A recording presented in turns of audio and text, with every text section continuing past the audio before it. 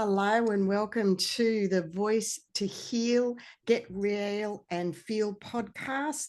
Number 3 is today on drug addiction abuse, and my wonderful guest is Stephen Boynton. Hi, Stephen. Thank you for coming in and being brave. And I just want to share briefly that these are new and different, and we go with the flow, and these aren't structured, and we can't pre-plan before we talk and share, because what makes this an incredible podcast that's not like other podcasts is that you will be actually part of this divine healing session with each person that comes in and speaks and shares. And we were talking off camera before, saying that we've waited our whole life, in a sense, to come here to speak, to share with everybody that's watching and listening. And so I just want to thank you for being brave and coming on today and revealing from your soul and bearing your soul in bravery today, Stephen. So thanks for putting your hand up, because you said to me in your email, it is with great love and some hesitation that you write concerning the post I made about Voice to Heal, and then you wrote regarding the many years of drug abuse, particularly the prescription drugs, and the years of getting stuck in a loop with them. And then I emailed you back and said, oh, this is close to my heart too, and this is your podcast show. Yet, as I said, that I will also be sharing, we'll be flowing and talking and weaving together. So again, welcome. Thank you for coming on. And I want to start with, where are you from? My name's Stephen. I'm from Salt Lake City, Utah. Beautiful. Mm-hmm. And what was your hesitation about the drug abuse addiction? What brought that to the forefront when you read about me asking, when the call was put out? I suppose it was just going publicly with all of this because I've held years. I've talked privately with a few people here and there about it, but to take such a big step and to put it out there publicly for everybody to hear was very terrifying for me. Mm. Yeah. And now that you're here? Yeah, a little bit of nerves, but I'm so excited, and like you said, um, just the overwhelming sense that every moment of my life has led to this moment now, to where I get to share it and I get to heal from it on some level, and I'm so grateful for the opportunity. Oh, me too. I want to hear. Tell me a bit more about, a little bit of your story. What's the first thing that comes to share about this for you? Because you said prescription. Mine was prescription as well. So where are you going to start from with this? Well, I suppose we'll start at about the age of 12 or 13. It kind of started, my father would hand me just like a half of a Loratab or a half of an Ambien, or some kind of prescription that he had been prescribed himself. And For, I don't know what those names are unless I went and looked up. well, We're in the a different state. Loratab is probably, it's like a pain medication. The Got it. Ambien, sleeping medicine, and then there was also like Klonopin, which is like an anxiety medication. At And that young age, starting off early. So, okay, was that to keep you quiet? And so you said your dad, where was your mum? she was busy, just taking care Yeah, of the household, and that was always okay. the case growing up. She was always babysitting other kids, and so I never really called them mom and dad until I was a teenager. I didn't really feel like I fit in, so I called them by their first name until I kind of like had to train that out of myself. And my Oh, dad was always working, and he wasn't necessarily present most of the time, but I see now that he was kind of wrapped up in his own yeah. addiction. It started much earlier for him. And so here and there, and it was just a random thing, and it wasn't to keep me quiet or anything, but just one day he put his hand out and just dropped a little pill in my hand and said, "Take this." And so, and I look up to my father and I love him very dearly. And so I would take it, and then this is it's the first I had ever experienced anything like that. And it wasn't to numb anything at that point, but it was like, well, he's doing it, and so it must be okay. I'm going to try this and I'm going to see where it goes. Of course. Yeah. And it kind of, yeah, it kind of just was sporadic at that age, 12, 13, and no real schedule to it or anything, but occasionally just, would drop one in. And then I found that as I got a little bit older, maybe a couple years would go in, then it was almost as if I was kind of like waiting patiently like the little lapdog for a treat. You know what I mean? Just Wow. hoping maybe he would put his hand out and he would have like we'd have a family outing or go to my brother's football game. Wow. I hope maybe he'll hand me a half of a Lortab now because by then You know what I'm picking up? I'm actually picking up anger right now. And as you're talking, I'm blowing breath. For those that can't see, I'm going, because well, there's actually anger. You may not be aware of this, and Stephen understands and knows how what I'm picking up is above and beyond words. And I just want to take a gentle moment to say that energies within here are beyond words for advanced souls and forerunners. So anyone that's listening, watching today will get an instant upgrade of energy. So this is the moment where I go, Stephen, and I will just get back to you and I, Stephen, I'm actually feeling anger for what happened back then. Are you aware of that? Can you feel that, identify that right now? What's the anger? um it just there was just an anger because I didn't know Mm, how he could do that, how he okay. could to put me through that um at the time. I just didn't understand. And it's coming up to release right now, actually. Yeah. It's coming out because I can feel that you're emotional. I can actually see it. So we're going to release that anger because you're actually publicly voicing into healing to release it. And that's not cliche to say that, that's true. This is very, very powerful to come in here and speak. So again, thanks for being honest and saying about that anger, because it's time to let that shit go. It's time to shift that. And that's why you're here today. And I know you know this. I'm explaining it for the benefit of others.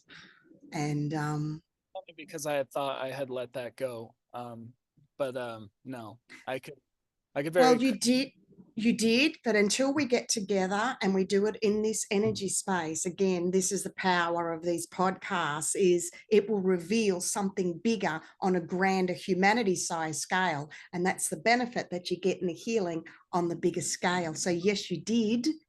And that, as you know, I hold a space of 10D, and it's not, I'm greater than you. We don't work like that. It's unconditional love. It's taken me 30 years to earn this. And so I know that you have that respect for me and I have that for you. Again, this is for the benefit of others. So that's why. So you're now releasing it globally on a bigger scale. And by you coming in here brave enough today, releasing just that will help others that are watching this to have that energy in their field for when and if they ever get to that point. That's how you're assisting others by coming here today. And what are you feeling right now? I'm happy that I could be of service. Yeah. And I felt peace, Mm-hmm. some peace come in there. Let's keep going. Let's keep going with this. That was beautiful. Let's keep going. So then you were then lining up, hoping he'd give you little tidbits, like you said, like a little puppy dog waiting for the next bit, because it was like, were you, to me, that feel like the, the addiction. Are we there yet? Can I have some more? Was that feeling? Yeah, you keep going. Go. Oh, and Wow. eventually, it got to the point where, and this is probably when I got closer to about 16, 17, somewhere in that area. Mm-hmm. Got to be a lot more regular. And Mm. got to the point where I would go and they had the medications locked up, but I would go and sneak in their room and I would steal the key out of my mother's purse. And then I would go unlock the cabinet and then I would take several out and then I would have a few for the next day. So no longer was I dependent on him giving me a treat. I just kind of bypassed that and I went and took it for myself. That went Everyone else was doing the liquor cabinets. We're all doing the liquor cabinets and bits of the bottles, and you were hooking in, getting the keys in.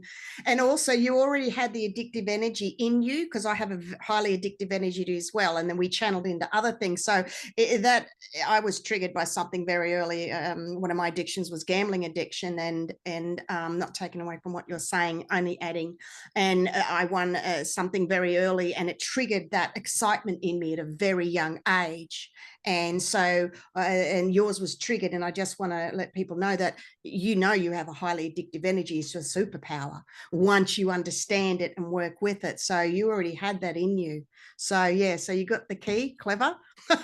Clever 16-year-old, and you even planned it ahead. Yeah, keep going. I I'm would laughing, but I'm not laughing. I'm laughing because it's just, oh gosh. Anyway, you're good. Keep going, darling. I would carefully, place the key Yeah. back in, keep everything exactly Oh the way yeah. it was. Bottles of alcohol, take my mental picture. Okay, that was there, and then I would go Yeah. and put it back, and then I was good. And then I would go to school, and I began taking these pills at school, and so I was kind of just numbed out, just kind of walking through the hallways, floating, and it was at that point where I was no longer comfortable within myself without some sort of medicine, some sort of medication in me. And eventually they found out that I had been taking the stuff out of the cabinet. And then there was a little bit of a reckoning. And at that point, the the withdrawals had already begun with the Loratabs, the pain medications. I had been taking them so regularly at that point when I stopped, I couldn't sleep. The restless legs. Course not. Oh, the horrors of that, the restless legs, everything else, the cold turkey, it is just disgusting to go through. What else did you go through physically, sweetie? Wow. Just sweats, shakes, Yeah. just not good. And then at that point, I took it upon myself to find other sources. Um, Mm-hmm. the crazy part is at that point, Yeah. no longer was I necessarily receiving like a little treat from him, but Yeah. we were in cahoots to where once I would find a source for some kind of pain medication, I would get a hold of him and say, "Hey, I found this. Do you want some?" And then we would pool our money together, and we would go in on it. And so, in that way, like we were still connected, very much energetically with the process. And this went on for many, many years. And it slowly spiraled into from Lortabs into like OxyContin and stronger medications. And it it went on for a very, very long time until eventually, um, Wow. after addictions with the pain medication, after addictions with the anxiety medications, then I would just go to doctors and I would invent problems. I would invent back pain, or I would invent a cold or a cough so that I could go and get some cough syrup, so I could go and get some kind of muscle relaxer, anything.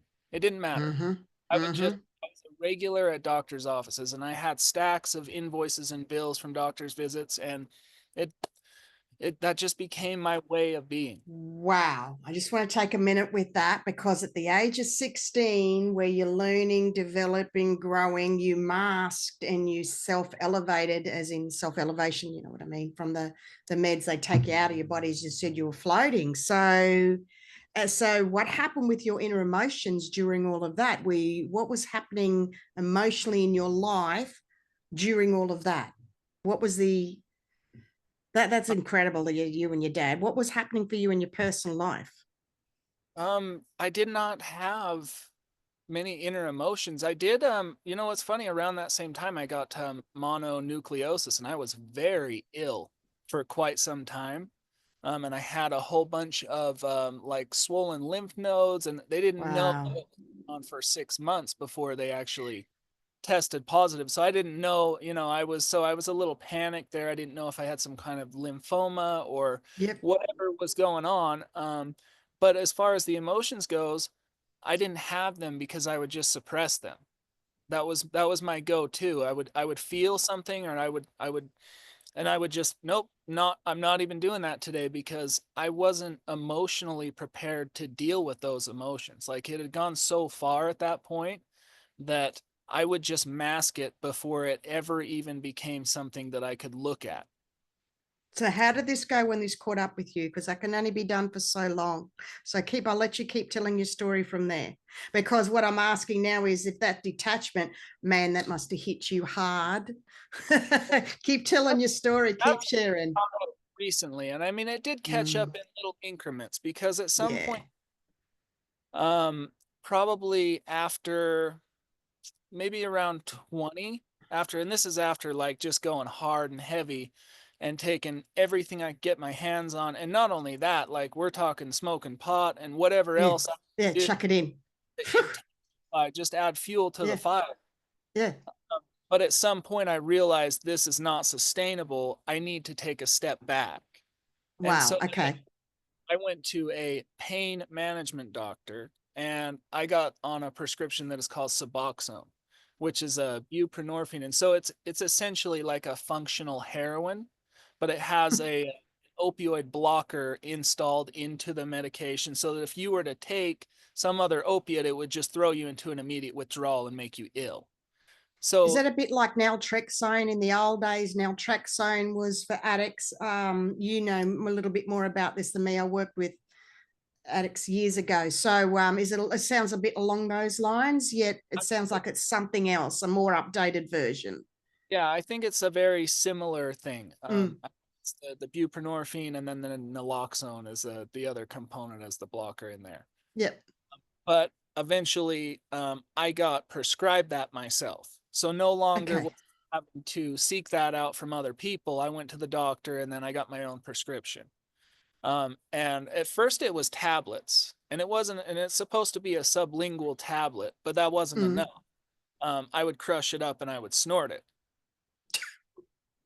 Because you're just so gifted and talented and clever. Yeah, way to go. Keep So going.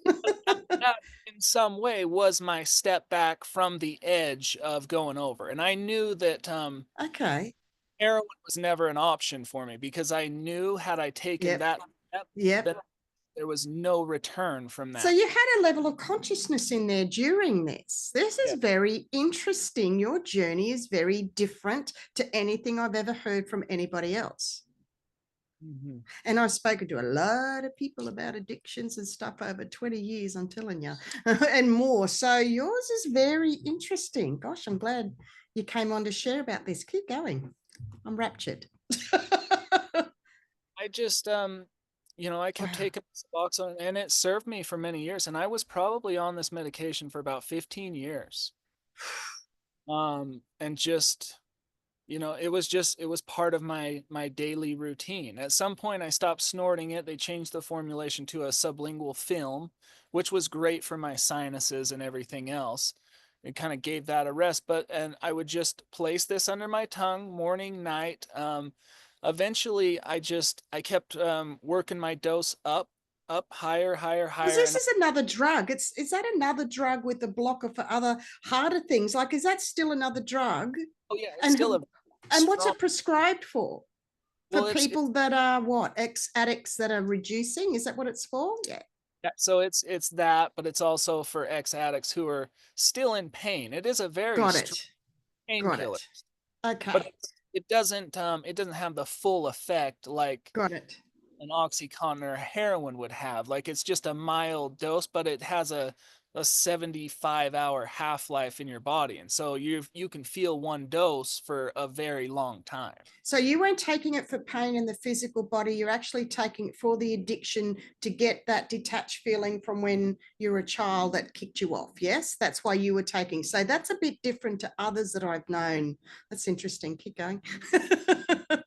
I didn't that's just it. Like once the Yeah. withdrawal started when I was 17, 18, Yeah. it kept becoming more and more. The taxes just kept building up, and I wasn't prepared to deal with it. And it went on for close to 20 years where I just kept putting off those taxes, knowing eventually that that bill would become due.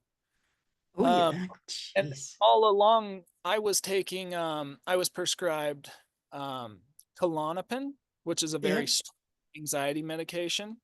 And I was talking to my family doctor about this, and he's looking at my medications, and he says, "Well, you're taking, the highest dose of Suboxone that you can take, and you're taking the highest dose of Klonopin you can take." He said, "There is a very good chance that you will just stop breathing in your sleep. I just have to let you know that." And it didn't even phase me. It was more like, "Okay, can I have my paper now so that I can go and get my drugs?" Kind of feeling. So they gave you, I've heard what you said, and I'm not taking it lightly that you said that they said you could stop breathing. But so how come they prescribed it? Did they say, are you in pain? Like where did they get the authority to give that to you? Like I'm Well, trying to, mm, at that point, I yeah, had so deeply invested myself in inventing these pains. I did start I got it.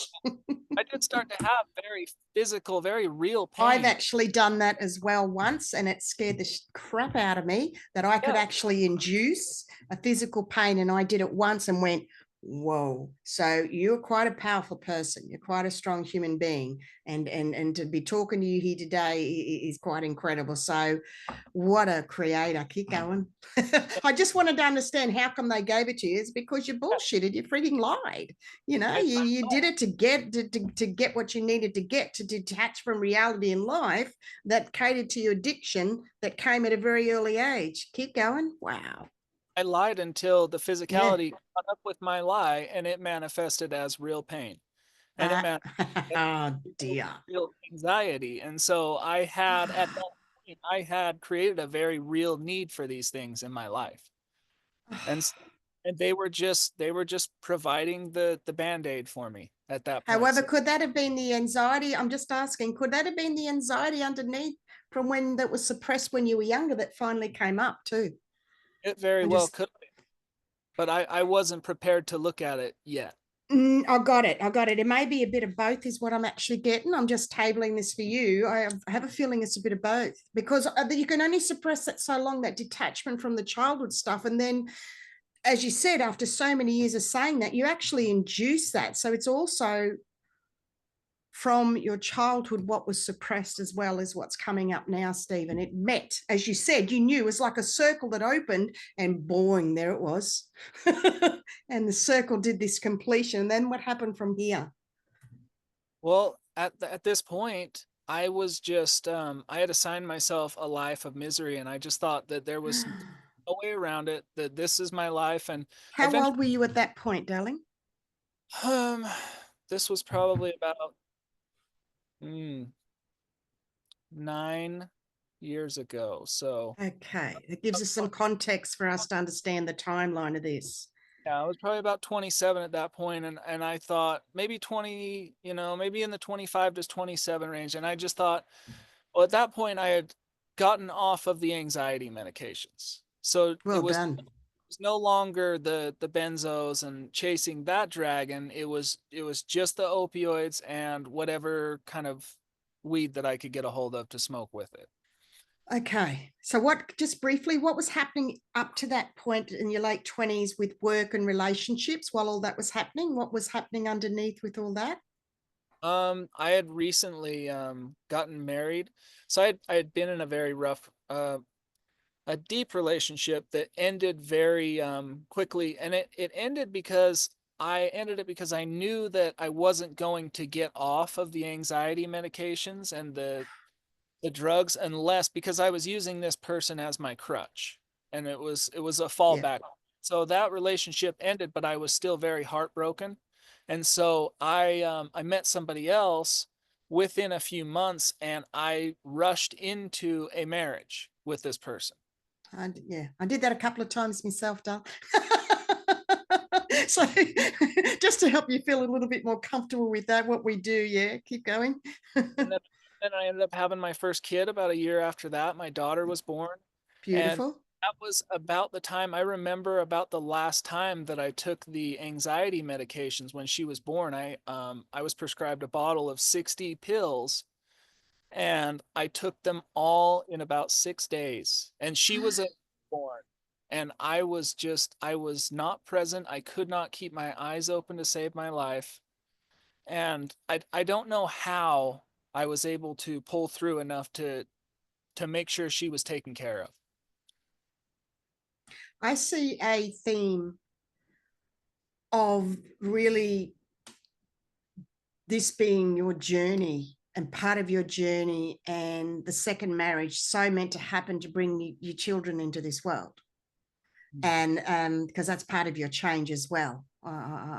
Even in what you're saying now, it's because I'm combining what you're saying with an energy, and you can say spiritual aspect as in the word holistic aspect to this on a higher level, that this definitely happened for a reason, again, to lead you here today. But keep going, more's going to unravel. So you had your first child, you had all that medication, and then keep going. Then I I knew that I had to make a change, and so the anxiety Mm, medication had to go away, and it was those were almost more difficult to quit than the pain medication. isn't that interesting? Yeah. Because at that point, when you stopped taking that anxiety medication, you thought you had anxiety before. Oh no. Once you off all that stuff, and it became, and I even had a seizure while I was at work one day, because if you come off too quickly, Oh yeah. you yeah, you can have a seizure, and it was a real problem. But eventually I got off of that, and I kind of put my faith into a medicational psychiatrist. But I And just want to say, well done for that. I really need to acknowledge to people that you're talking very lightly about detoxing, about what you said before, about what you just said now, about the doctor telling you. Now, these are not blasé casual statements you're throwing out. I just want to let people know, just take a moment to feel into the depth of what you're sharing with us, Stephen. We're not sharing from the head, we're sharing from in here. This is a big deal, what you've just shared. All of that is massive. And I know we're skimming over to give people a story, but because I've been through something myself, I want to acknowledge, well done for the guts and the bravery with your firstborn, with coming off the anxiety meds. Because some people get caught, they can't do that because of the fear. So I just want to congratulate you on that.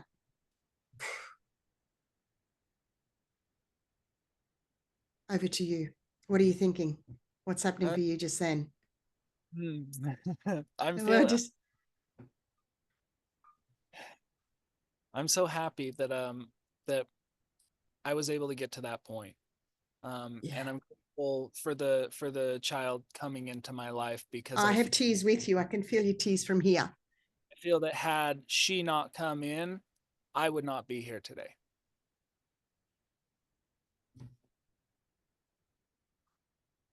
What a blessing.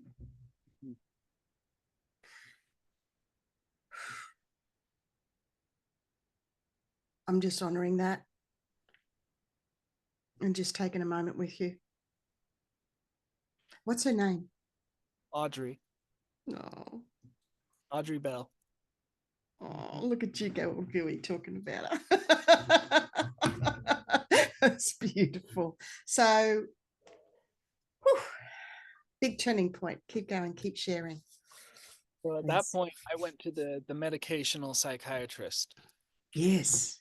and I laid it all on the line. I said, you know, I can't keep taking these anxiety medications. I don't feel normal. What can I do? And then he started prescribing me like SSRIs, like Wellbutrin and Prozac, and those sorts of things. And I would have a side effect to one of those things to where I didn't feel good. And so then he would write me another prescription for that side effect that I was Got having. it. Got One it. point, I was taking like 7 medications from this guy, including an antipsychotic What was and his name? A medical, what was it? a medicational psychiatrist. And that's what they do. You know that, don't you? They med you up, and that's all they do. And though that's what they do, they med you up one upon the other. Got a side effect? Here's another drug. Got a side effect? And here's another drug. So they're living up to their name. Keep going. So he I kept was prescribing. no longer flying Yeah. high. I was just a zombie. I could eyes Yeah. open, and I was just going through the motions. It's a wonder that I survived all of that. And then eventually I came to the point where I realized, like, this guy does not have my best interest at heart. I need No. to draw back. And so I started tapering off myself. And I Well done. got very involved in the safety and the efficacy of like which medications you could safely cut back, which ones you could combine, all of those sorts of things. I was very knowledgeable So in the. you did a bit of the doctor's job. You did what they didn't do. I also want to pause here and say I actually have a toxic liver because they didn't monitor the meds I was on for years and years and years. So that's why I had to get off, similar to you. And I just want to say you're very intelligent to be able to do that for yourself. You've saved your own life.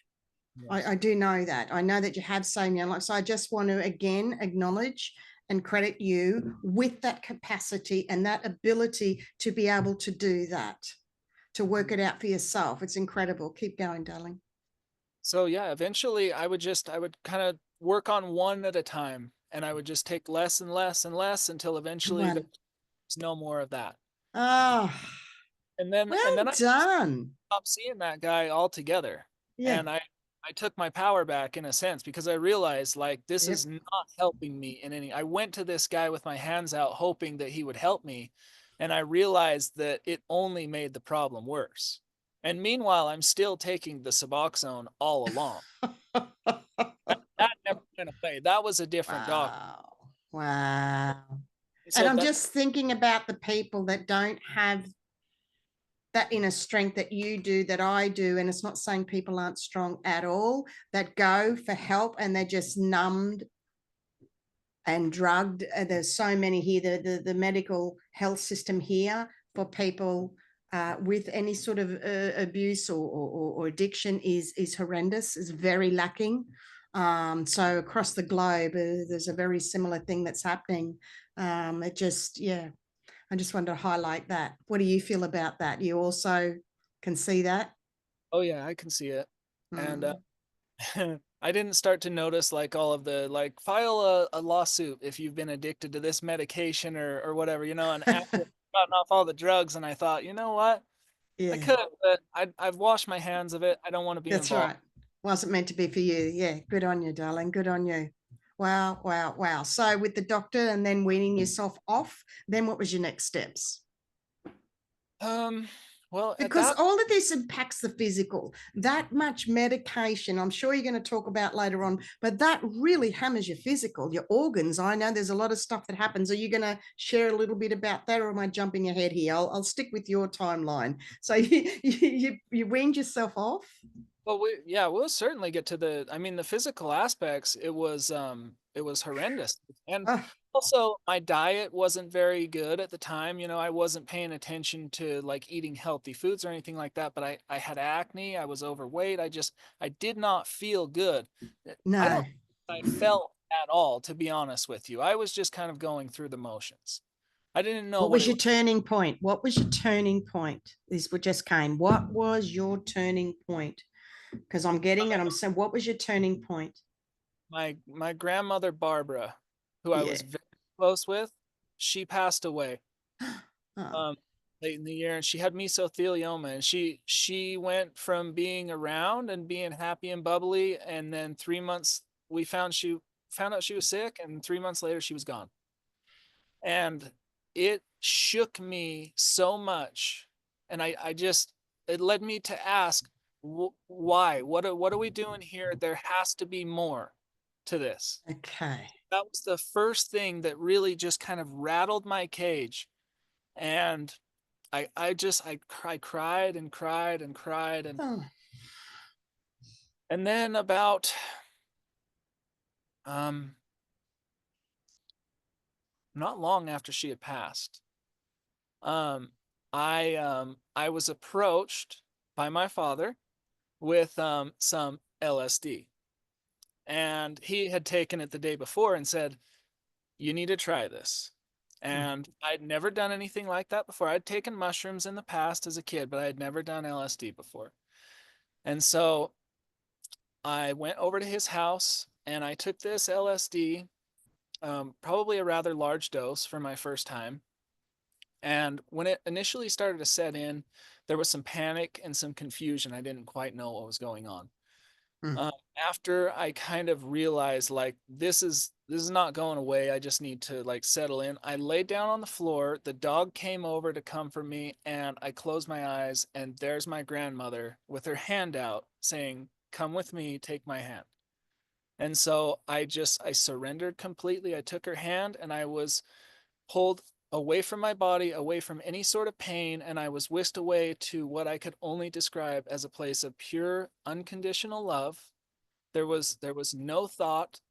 There was only just being, just pure love, and it felt as if somebody had a pleasure magnet and it was just running it up and down my spine in the most beautiful pattern of like a figure eight, and it just and I was so just enraptured in this feeling of love, and it just kept telling me, this is always here for you.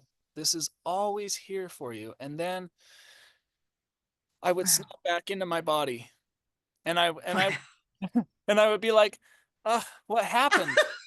I was there. I was there. Damn. I was there. And then I realized, like, at that point there was no more panic anymore, and so then all I had to do was close my eyes, and I would Wow. I would be right back there, and I I could see felt all that with you. Keep going. I the just, swirl of light you in front of just me. took us for a journey, brother. You just took us with you. I was just speechless, which is a big thing for me, but it was speechless in that moment. That came through. I felt it all. That changed my life. Oh, That I had no more fear what a of death at gift for us. that Thank point. you. Yep. However, it was difficult too, because although I had lost my fear of death, I had also gotten to a point to where I had felt something that was just so real and so true and Oh, so, yeah. How and do then you I remain here knowing that? Yeah. Sorry, you go. back back to physical life, and just being Yeah. 9 to 5 and Ooh. going to work every day, and I thought, "This is bullshit." Like, Yeah. what is the point? Okay. Like, and I didn't wanna be here at But that that point. was your death point in a past life too. That was definitely a death point from a previous time, dispensation coming back in, and what I'm still marveling. We're moving on because we need to, but I just want to take a moment for what you just shared. That was you made that so real and palpable in your sharing just then. And I often say that when someone close to us dies, it's a gift. They've left us with a massive gift, and here you are telling the story of that gift. And I was wondering when I asked, what was your turning point? Boy, I didn't expect that bloody big of a turning point to be here. It had to be something big from what you were telling me. I'm like, hang on, you've done this, this, this. Usually people don't do that. People are not doing that. It's quite rare. I know it does happen, people, if anyone's going, yes, it does, it's not about that. you know so it's quite, I just need to ground you and anchor you in with that. I know that we're talking, but I can't go past that for some reason. That experience is something we need to anchor and ground in by you telling us here today, bringing that energy in down through our body, because it's going to come down into your hips, into your legs, knees, your feet, and we're going to anchor this into the ground. And I'm seeing brown, brown, brown, which is like earth colors through your feet and down further into the core. Oh, there it is, of Mother Earth and Gaia. And there's a reconnection that just happened just then. I just jerked. Did you feel? What are you feeling? Feel it. If anyone's not watching, if you could see the grin on his face, the smile on your face was just beautiful, anchoring and grounding that energy in. Thank you, because that's a blessing in a way for us. Thank you for that. That was a beautiful gift in you personally sharing. That's why these are different. We slow it down. We slow it down and feel the whole. I'm feeling a lot of changing in the movement and slowing down and grounding and anchoring. What are you feeling with all of that? I feel it. Yeah, I feel it grounded in and anchored in to a whole new degree. It had always been just a point in my life that I wanted to get back to that point, and I was never able to get back to that point. But now I realize that it wasn't meant to be something to get back to, but it was meant to be integrated, and I never properly integrated that. So And thank that's what we've just come through here with the podcast today. It's what you're going to say. It's phenomenal. Oh my goodness. How exciting. And if we don't get excited after all these years, what's the bloody point? As you said, what's the point? Wow. What a coming home, energetically linking spirit to soul, down to Mother Earth, back up to source.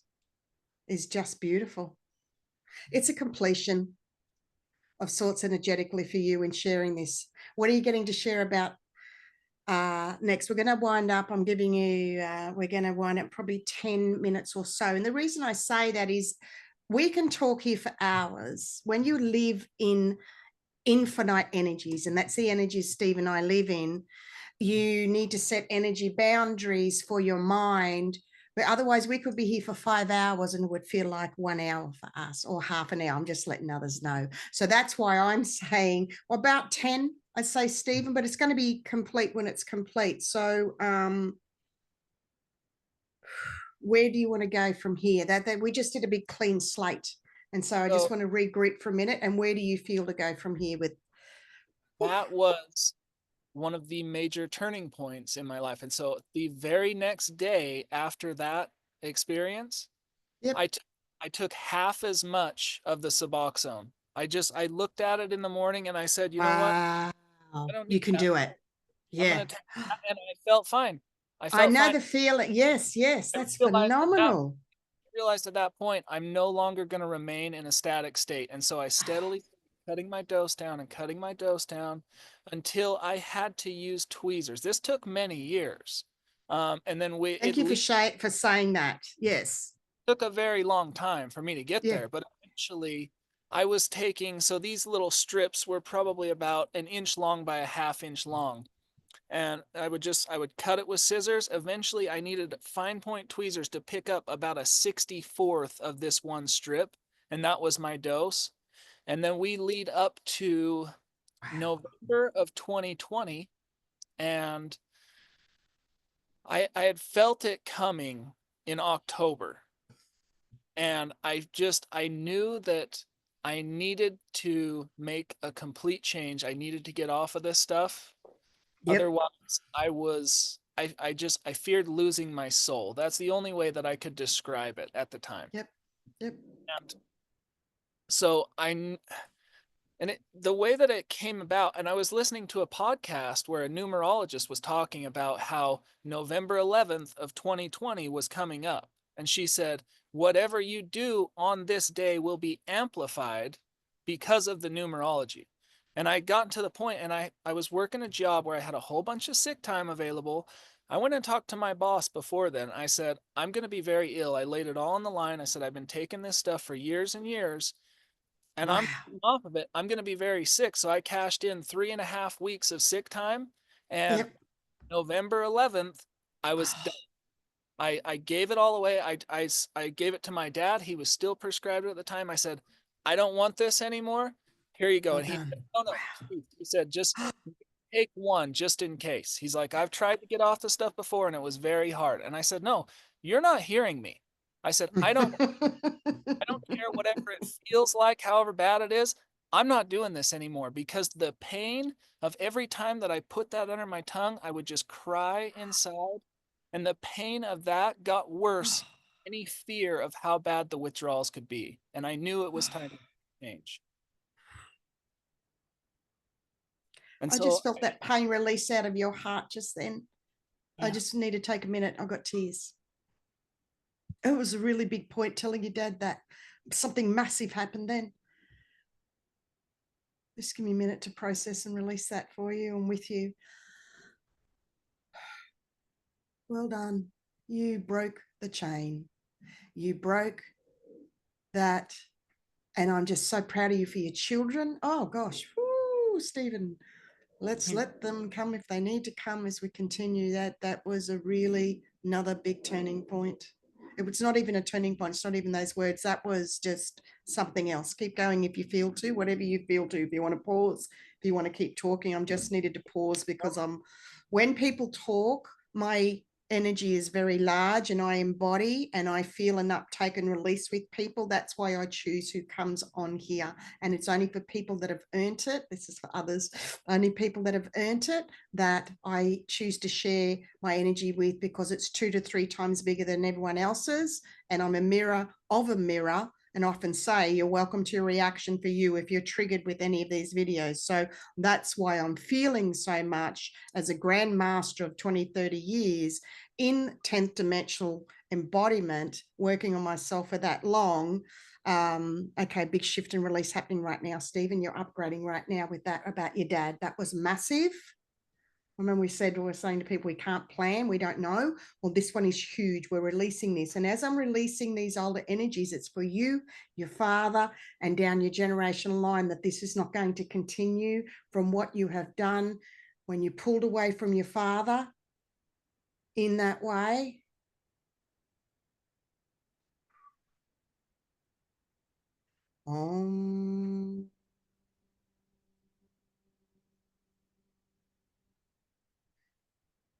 Wow.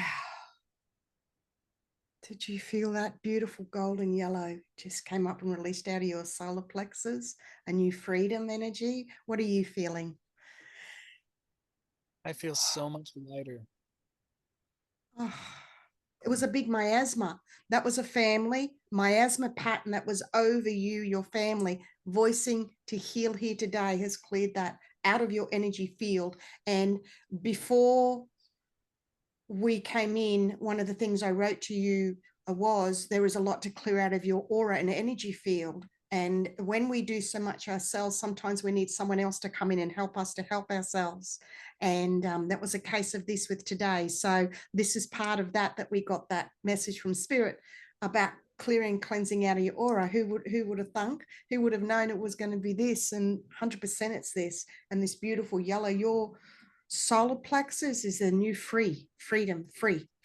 So on another whole other level beyond words.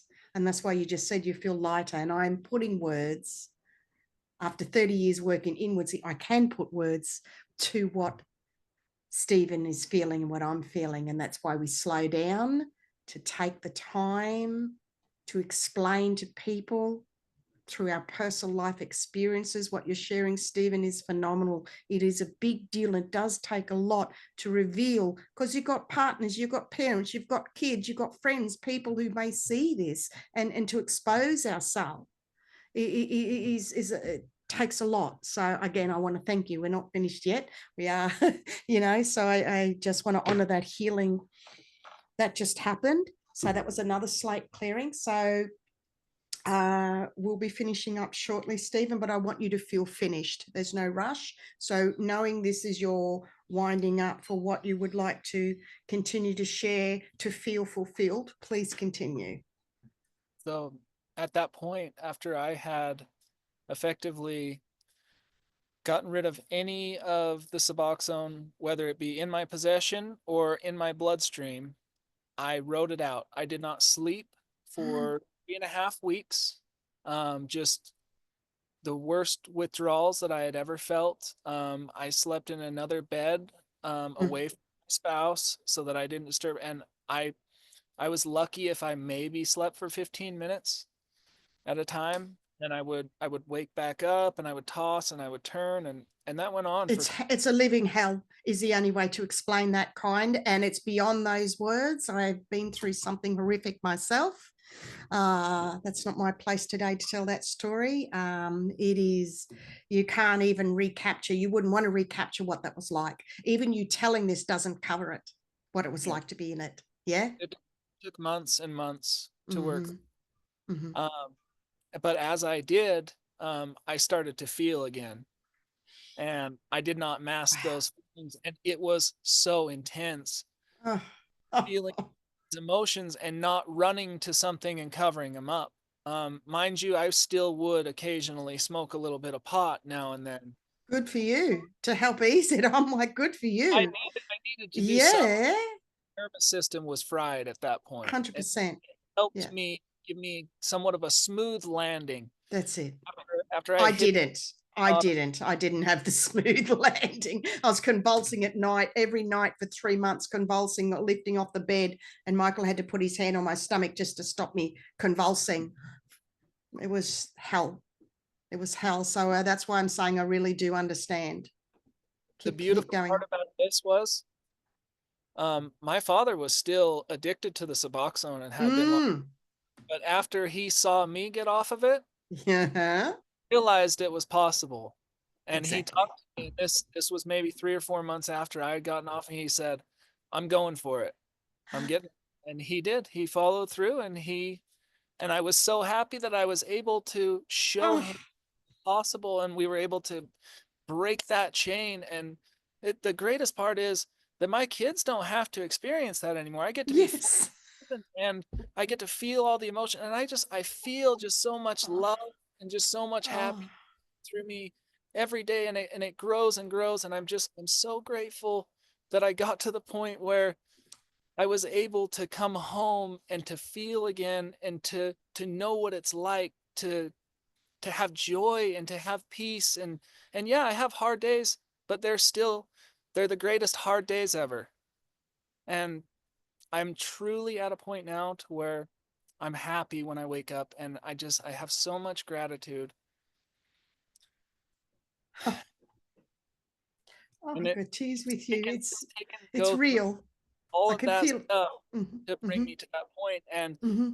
it's really I reframed it in some way to where I was angry at my father before, but now I see it as a gift of Yeah. him handing me that. It was almost like he was handing me just generations of family trauma that he wasn't prepared to deal with on his own. And so he handed it to me, and I took it, and I went through all that pain and came out on the other side so that we could break the cycle, so that it does not have to be passed down to the future generations.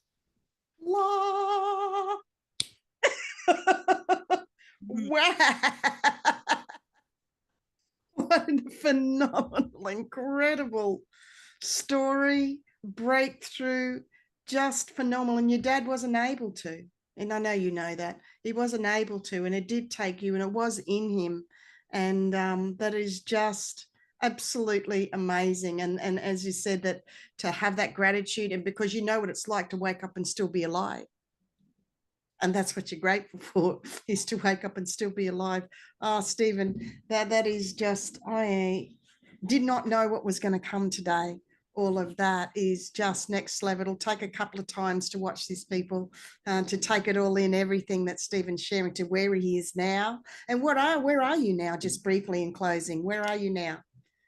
um I'm at a place to where I just have so much gratitude, just so much joy, so much love, and I feel myself vibrating a lot of times throughout the day, and it feels incredible. And Yeah. there are times to where I get angry or I get upset, but also I've The just become ebbs and flows of life is normal to be like that. Yep. It's, yeah, I'm keep going. aware of it. I'm aware Yeah. of it. I don't identify with any one state or the other, and I'm taking life as it comes. And Consciously in the flow of yes. the infinity, consciously in that flow. I'm hearing you. It's very real. Because if anyone listening to that would go, no, no, he's very real. This is very real to get here, and it's a kick-ass spiritual warrior that's very soft and gentle and compassionate on the inside, and to be walking in neutrality, walking in that flow, and embracing all of it. And what's happening is your consciousness about everything is the golden key that links everything together. And that's why this is get real and feel consciously. Stephen, thank you for coming today. What a gift and a blessing you are. And it's just a blessing to know you, and to have been part of your healing journey has been wonderful. And I look forward to people's comments and replies in watching this today. Is there anything in closing that you'd like to share? um yeah, if anybody is feeling like they're trapped, to just know that you don't have to be stuck. You don't have to remain in that static place. Like it's small steps, and it's hard, and it takes a long time, but you don't have to stay there. And I thought I would be there forever, and if I was able to get through what I got through, then anybody could certainly get out of any hard position. Well done, well said. And it's one little step. Just taking the first one is, and the rest will unravel itself. It's not about being concerned about it the long time in the years, because yes, it does. But when you take that first little step, and today could be the first step. So bless and thank you, Stephen. Number 4 is going to be Rachel Brown talking about kidnapped. Her father was one of the stolen generation. It's going to be a sensitive one, which I will put a little message at the beginning about the Indigenous, the Aboriginal, because this is a very, very, very deep space that we're going to be talking about when Rachel shares about her father being, and they call themselves being kidnapped. So we're not doing small things here. We're doing some really big, real life stuff. And thank you so much for coming on, Stephen. Thank you, everybody, for watching. And I look forward to people joining in the next one, and watch this back more than once. Bless. Thank you, Stephen. Thanks, everybody. Bye.